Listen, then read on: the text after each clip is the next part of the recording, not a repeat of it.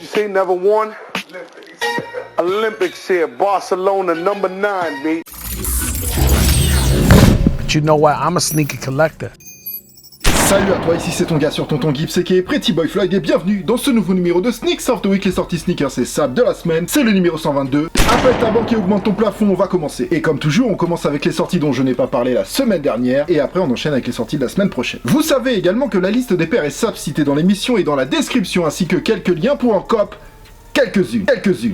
Et tous les liens que je vous mets sont sûrs, sinon je ne vous les mettrai pas. Merci beaucoup. Pour les paires qui sont citées dans la vidéo, n'oubliez pas que c'est une sélection et que je ne parle pas de toutes les sorties, c'est très important. Grosse annonce aussi, je vous informe que le Killer Outfit épisode 2 va arriver enfin, oui, il va arriver. Il va arriver sûrement mercredi soir ou dimanche prochain, upgradé par StockX, donc en partenariat avec StockX. On est parti sur une tenue avec la Nike Air Max One Denim. Ça fait presque bientôt un an que j'avais fait le premier épisode, dans l'espoir de faire quelque chose de ce concept. Il y aura de la matière, il y aura de la sape, il y aura de quoi voir. Et si ça fonctionne, il y aura d'autres vidéos encore. Killer Outfit épisode 3. Etc. Donc voilà, c'est lourd. Et il y aura un très beau concours. Si vous avez regardé la vidéo de la semaine dernière ou le top 10 de l'année, vous savez la paire qu'il va y avoir à gagner. Et voilà, vous savez qu'elle est très lourde. Vous le savez.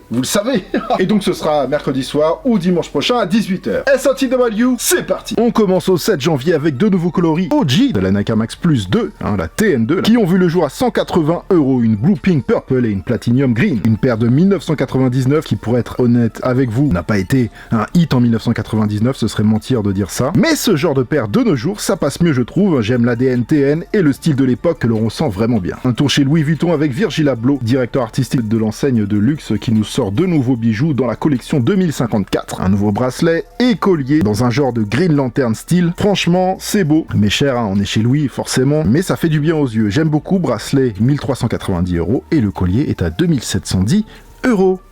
Kim Jones, directeur artistique de Dior, a à nouveau collaboré avec Sean Stussy, le créateur de la marque. Stussy, forcément. Pour donc prendre une collection capsule sur le thème du Nouvel An chinois. Et cette année, c'est avec le bœuf que les marques s'amusent, à l'image de Evisu, la semaine dernière, ou encore TNF, qui a une collection dans le four. Et également, ici, on est chez Dior, donc très cher, mais néanmoins très beau, des pièces très clean et remarquables, estampillé Dior à la sauce Stussy, une B23i au top, sac à dos de feu, chemise dangereuse et veste rouge flamboyante. Pas mal de jolies pièces, bon. Tout n'est pas bon à prendre, mais tous les goûts sont dans la nature. Le 8 janvier, Adidas nous sort une nouvelle ZX 8000 de la collection AZX, ici la lettre V pour Vieux Lyon. Voilà, le surnom de cette paire travaillait sur le thème du vieux quartier de Lyon, d'ailleurs ornementé de motifs du quartier lyonnais, du blanc, du violet, du rose outsole used et un drapeau français en transparent sous l'outsole, une paire qui ravira les fans de la paire et encore plus les fans français, et elle est sortie à 135€, lien en description. On reste chez Adidas, juste pour vous parler de la parka My Shelter, disponible en sizing homme et femme, dans toutes les tailles, en plus d'être technique avec un style affirmé, c'est une veste 4 en 1, ultra stylée, disponible en 4 couleurs, franchement, elle est magnifique jusqu'à la petite veste de fin façon kimono ornementé que vous pouvez choisir de mettre par-dessus par exemple. Pour un style complètement différent, j'adore, 300€, prix correct pour ce que c'est, je pense, lien en description. Un tour chez Reebok qui a toute une collection en collaboration avec la franchise Kung Fu Panda qui est plutôt pas mal du tout, et l'image de cette club C par exemple, mais la pièce maîtresse de cette collection est clairement cet Instapump Fury à 200€, rempli de détails partout sur la paire, au code couleur bien choisi. Ce classique de 1994 dessiné par Steven Smith n'a jamais laissé personne indifférent. Elle est disponible en avant-première chez Reebok à 200€, lien en description, et je vous mets également le lien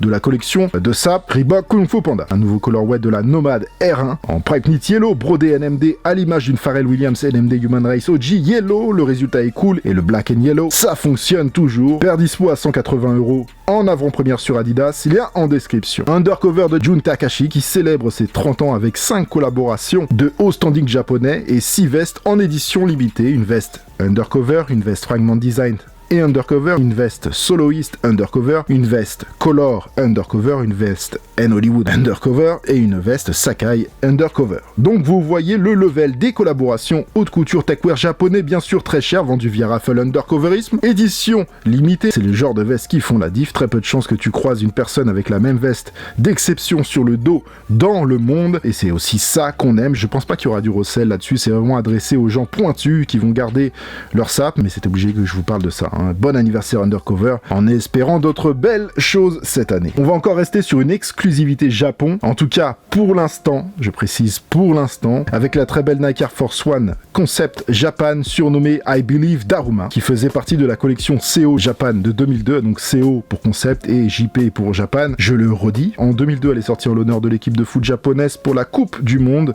La revoici en 2021, toujours en exclu Japon, vendue chez Bay Japon, Atmos Japon et sûrement sur le Nike Japan aussi. Elle est très légèrement différente de la 2002, notamment avec une outsole translucide grise, contrairement à celle d'avant qui avait une outsole gum, par exemple, sur le thème du personnage emblématique japonais, le Daruma, alors Dharma en japonais, une figurine à vœux, symbole de chance et de prospérité. Un traitement Tearaway laisse apparaître les kanji et les ornementations d'Aruma dans les couleurs traditionnelles du personnage. Elle sort ici pour célébrer la nouvelle année autour de 130 €, une belle paire, et les prix revente sont pas abusés, lien en description. Il y a un pack premium Nike Air Max One avec une Dark Teal Green, une Obsidian et une Martian Sunrise qui arrivent ou qui sont déjà sortis. C'est des très belles Air Max One en cuir premium et d'ailleurs tout le upper est en cuir sauf la languette, ce qui change des Air Max One habituels. Le problème de ce pack, c'est la sortie, ça part dans tous les sens. Il y en a certains qui l'ont déjà sorti, qui ont sorti une paire, d'autres qui n'ont pas sorti de paire et qui vont sortir une seule paire, d'autres qui vont avoir les 3 paires, enfin c'est un bordel. Donc ce sera normalement sur le 14 sur Nike.com, bref, c'est le bordel, mais quoi qu'il en soit, ça part très vite, ces jolies petites paires à 150 €. Je vous mets ce que je peux comme lien en description, mais il y en a. Bien sûr la base, Tinker Hatfield au crayon 1987 officiellement. Voilà pour le passé, saute dans ta DeLorean, serre ta ceinture, vérifie ton toboggan, on s'envole pour le futur, maintenant.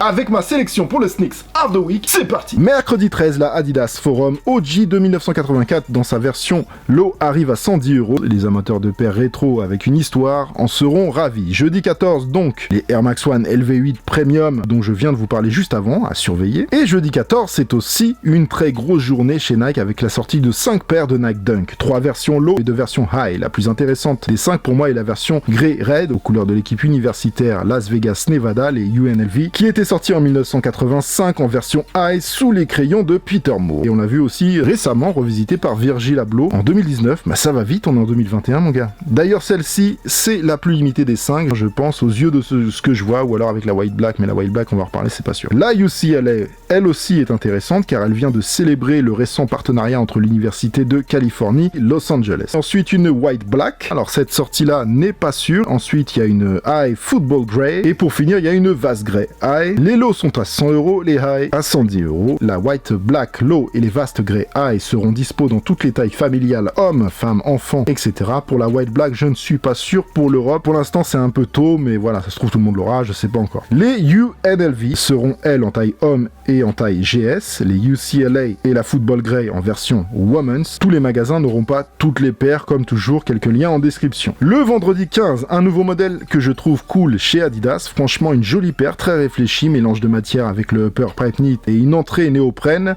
un système de lassage original, et ce qui fait tout le caractère de ce nouveau modèle, la outsole 3D 4D du feu, donc une midsole 4D en dégradé blanc, rouge, orangé, recouvert d'une mudguard, en transparence rose dégradée qui fait tout le tour de la paire et recouvre à moitié la midsole. Un très beau travail de design effectué sur ce modèle nommé 4D Fusio, 200 €, lien direct en description. Sneakers and Stuff et New Balance nous offrent une des plus belles collabs de ce début d'année avec la SNS New Balance 920, qui est la tête d'affiche d'une collection SNS, et je précise que c'est une collection juste SNS. Surnommée SNS Sports World, dans un style rétro, dans l'âge d'or du running, toute la com est dans cet esprit, comme cette vidéo que vous voyez. La collection est vraiment belle, c'est pas la première fois que SNS fait des collections dans cet esprit un peu sport collège, on l'avait déjà vu avec Adidas si je me rappelle bien. Vous avez un peu de tout, du hoodie jusqu'à la balle de football américain. La paire est une Made in England, donc sort des ateliers de Flimby pour une qualité que mes collectionneurs NB vont forcément adorer. L'estampillage SNS est plutôt discret sur la paire, ici sur les debrés, et aussi sur la semelle intérieure, le choix des couleurs vif et juste, je pense. Exclusivité SNS à 200 €. On passe au samedi 16, alors juste à surveiller, parce que la date n'est pas confirmée pour la Yeezy 380 Yekorate. J'ai aucune idée de comment ça se prononce, je sais vraiment pas où ils ont téléchargé ce nom-là, c'est sûrement un jeu de mots, mais peu importe. Bref, la paire doit sortir en janvier, et le 16 janvier reste à confirmer, c'est pas sûr, lien en description. Et pour finir cette semaine sur une jolie note, la première Air Jordan 1 de 2021, la Air Jordan 1 Gold Vault, tout simplement un colorway inédit qui reprend des particularités des paires précédentes, comme par exemple l'étiquette sur la languette qui est retournée en plastique transparent et inversé, cousu sur une languette sans doublure qui laisse apparaître la mousse pour un style rétro. Ou encore, par exemple, les 3 derniers passants délacés en bas que vous pouvez choisir de laisser en doublure, comme vous pouvez le voir sur la miniature de la vidéo. Une Jordan 1 finement originale avec un potentiel matching très sale. Elle sort à 160€ samedi 16, lien en description, et nul besoin de vous rappeler qu'une Air Jordan 1 de nos jours, si vous la voulez, que ce soit en physique, online, il faut être à l'heure exacte, il faut s'inscrire au raffle, etc. Sinon, c'est la case revente obligatoire, même si on est quasi que sur des raffles, hein, évidemment. Elle serait aussi dispo en version GS pour les petits pieds, normalement aussi. Je rappelle que les GS, c'est pour grade school, école primaire, soit moins cher, mais avec moins de détails, contrairement aux versions Women's. It's done, family! Voilà pour cette semaine, couteau suisse et tente de camping de circonstance, se poudrer d'un peu de chance, comme d'habitude. Et donc, je vous l'ai déjà dit, le prochain rendez-vous, normalement, parce que, bon, je devrais voir la pièce, mais elle est pas encore chez moi. Mais normalement, le prochain rendez-vous sur cette chaîne YouTube, c'est le Killer Outfit épisode 2, et j'espère qu'on va faire une belle émission. Voilà, et donc ce sera ou mercredi à 18h, ou dimanche à 18h, en partenariat avec la famille StockX. Abonnez-vous, likez, commentez, venez me retrouver sur Instagram, envoyez la seufort. Tous les liens sont évidemment en description. Aussi, l'émission est enregistrée et préparée à l'avance, donc je ne peux pas modifier des sorties qui auraient été repoussées ou annulées. Merci de votre compréhension. Oh, mais merci à tous, portez-vous bien, faites attention à vous. Oh, mais here be back, brother. Bang, bang.